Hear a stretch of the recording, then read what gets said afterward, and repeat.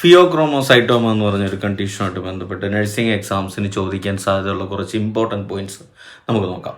ഒന്നാമത്തത് കാറ്റക്കലമൈൻസിൻ്റെ ലെവൽസ്, പ്രധാനമായിട്ട് എപ്പിനെഫ്രിൻ്റെയും നോറെപ്പിനെഫ്രിൻ്റെയും ലെവൽ ഈ ഒരു കണ്ടീഷനിൽ കൂടുതലായിരിക്കും, അല്ലെങ്കിൽ സെക്രീഷൻ കൂടുതലായിരിക്കും. ഓക്കെ, പിന്നെ ഹൈപ്പർ ടെൻഷൻ ആണ് ഇവിടുത്തെ ഇമ്പോർട്ടൻ്റ് സിംറ്റം. ഹൈപ്പർ ടെൻസീവ് ക്രൈസിസ് ആണ് ഇവിടുത്തെ ഏറ്റവും ഇമ്പോർട്ടൻ്റ് കോംപ്ലിക്കേഷൻ എന്ന് പറയുന്നത്.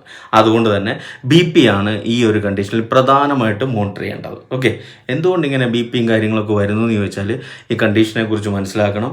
ഇത് നമ്മുടെ കിഡ്നിക്ക് മുകളിലുള്ള ഒരു ഗ്ലാൻഡാണ് അഡ്രിനൽ ഗ്ലാൻഡ്. അതിന് 2 പോർഷനുണ്ട്, പുറത്ത് കോർട്ടെക്സും നടുക്ക് മെഡിലയും. മെഡില സെക്രീറ്റ് ചെയ്യുന്ന ഹോർമോൺസ് ആണ് എപ്പിനെഫ്രിനും നോറെപ്പിനെഫ്രിനും.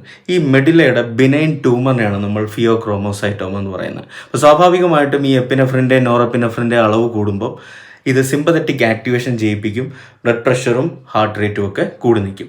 അതുപോലെ തന്നെ വേറൊരു എടുത്തു പറയേണ്ട പോയിന്റ് VMA, വാനിലയിൽ മാൻഡലിക് ആസിഡ് എന്ന് പറഞ്ഞ